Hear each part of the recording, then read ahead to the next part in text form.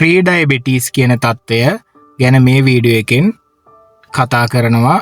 ඊට කලින් ඔය කට්ටිය තාමත් ෆැමිලි ඩොක්ටර් YouTube channel එක subscribe කර නැත්නම් subscribe කරන්න, bell icon එක click කරන්න.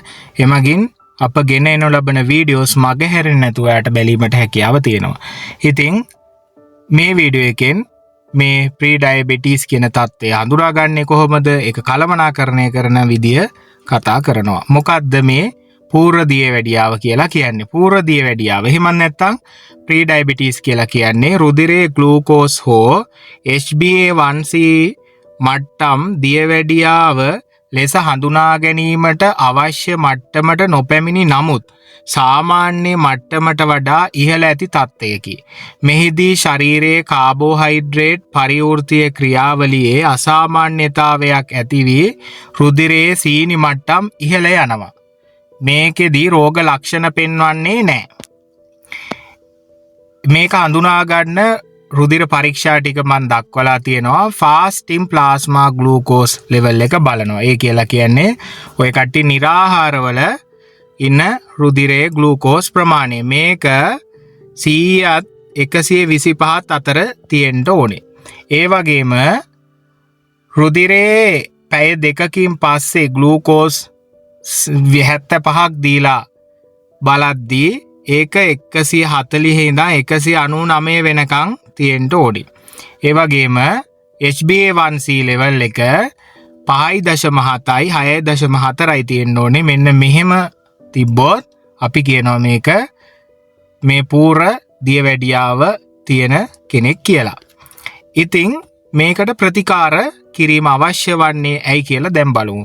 මේකට ප්‍රතිකාර කිරීම අවශ්‍ය වන දේවල් තමයි බොහෝ විට අධික බර, උදර තරබාරුකම, රුධිරයේ මේද අසාමාන්‍යතා, ඒ කියන්නේ ට්‍රයිග්ලිසරයිඩ් ටික වැඩි වෙනවා, හරි HDL ටික අඩු වෙනවා සහ අධිරුධිර පීඩනය සමග සම්බන්ධ වේ නම් අපි ප්‍රතිකාර කරන්න ඕනේ. ඉතින් කුඩා සහ විශාල රුධිර නාල ආශ්‍රිත සංකූලතා ඇතිවීමේ අවදානම අඩු කරනවා මේ මගින්.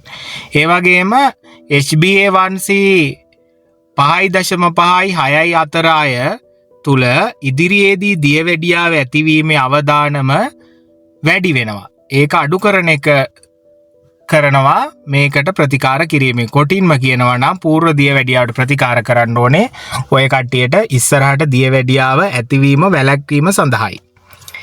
ඉතින් පූර්ව දියවැඩියාව ඇති රෝගියෙකු කළමනාකරණය කරන්නේ කෙසේද?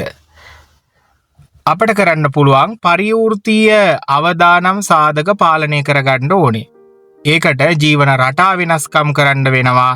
ඔය කට්ටිය අඩු කැලරි සහිත සෞඛ්‍ය සම්පන්න ආහාර ගන්න ඕනේ. සතියකට අවම වශයෙන් මිනිත්තු 150ක මධ්‍යම මට්ටමේ ව්‍යායාම කරගන්න ඕනේ. මේවට දරපලනේව නෙවෙයි, සාමාන්‍යයෙන් ටිකක් වේගෙන් ඇවිදින එක. දවසකට විනාඩි 30යි, ඒ වගේ දවස් 5ක්. එතකොට සතියකට මිනිත්තු 150ක් වෙනවා. ඒ වගේම ධූමපානය නතර කිරීම, මත්ද්‍රව්‍ය වලින් වැළකීම, මානසික ආතතිය පාලනය කිරීම, හොඳ නිින්දක් ලබා ගැනීම මගින් ඔය කට්ටියගේ ඔය පූර්ව දියවැඩියාව කළමනාකරණය කරගන්න පුළුවන්.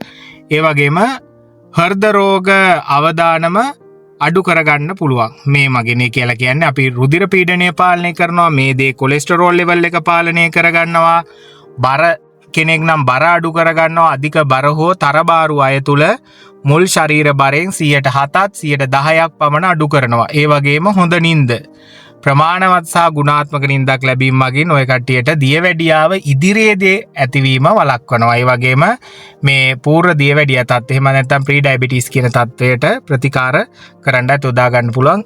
එමගින් අර ඉස්සරහට ඇතිවන දියවැඩියාව අඩු කරනවා.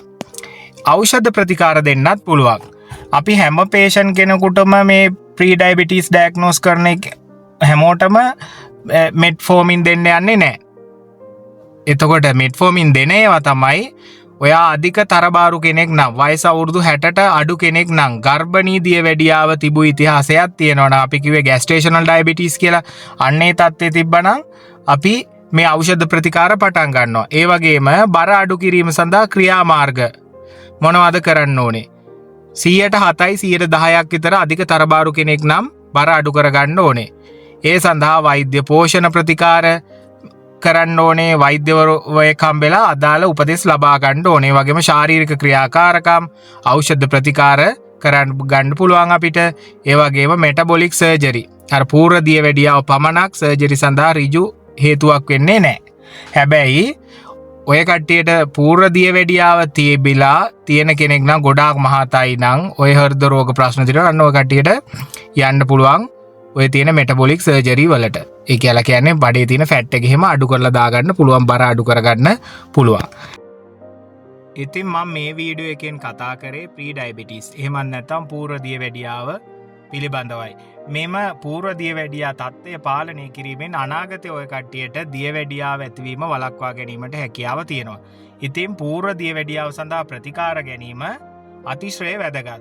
මම දැකලා තියෙනවා සමහර පේෂන්ට්ලා ඉන්නවා ෆාස්ටින් බ්ලඩ් ෂුගර් එකක් ලැබ් එකට කියලා කරව ගන්නවා. හැබැයි ආයේ වෛද්‍යවරයෙකුට පෙන්වන්නෙත් නැහැ. උදාහරණයකට අගේ එනවා 122ක් කියලා. ඉතින් මේක ෆාස්ටින් බ්ලඩ් ෂුගර් 122ක් කියන්නේ ප්‍රී ඩයබටිස් කියන තත්ත්වය වෛද්‍යවරයෙකුට පෙන්වන්නේ නැහැ. ගෙදරට වෙලා ඔහේ තියාගෙන ඉන්නවා.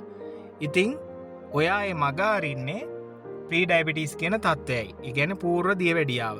ඉතින් මේකට ප්‍රතිකාර කරන්න නැතු වුණාම කාලයක් ගිහින් ඔය කට්ටියට දියවැඩියා තත්ත්වයටපත් වෙනවා. දියවැඩියා තත්ත්වයටපත් වුණාම ඒක බරපතලයි. ඉතින් ඊට කලින් දියවැඩියාව එන එක අඩු කරගන්න තමයි ප්‍රී ඩයබටිස් කියන තත්ත්වය තියෙන්නේ. ඔය කට්ටියටත් අදාළ ෆාස්ටින් බ්ලඩ් ෂුගර් චෙක් කරගන්න පුළුවන්, HbA1c එකක් චෙක් කරගන්න පුළුවන්, ග්ලූකෝස් එකක් චෙක් කරගන්න පුළුවන්, 75ක් ටෙස්ට් එක මම මෙතනදි සඳහන් කරා වගේ. ඉතින් ඕවා වෛද්‍යවරයෙක් ලබා කරගන්න ගිහින් ඉවර වෙලා ඒකලා කරගෙන බලාගන්න ඔයාලත් ප්‍රී ඩයබටිස් කියන තත්ත්වෙ ඉන්න කෙනෙක්ද? එමගින් ප්‍රී ඩයබටිස් නම් ඔය කට්ටියට ඒකට අදාළ ප්‍රතිකාර කිරීමෙන් ඉදිරියේදී දියවැඩියා තත්ත්වයට ඇතිවීම පාලනය කරගන්න පුළුවන්. ඉතින් මම මේ වීඩියෝ එකෙන් සමුගන්නවා. ඔය කට්ටියට මොකක් හරි ප්‍රශ්නයක් තියෙනවා නම් කමෙන්ට් එකක් දාන්න. එහෙමනම් ස්තුතියි.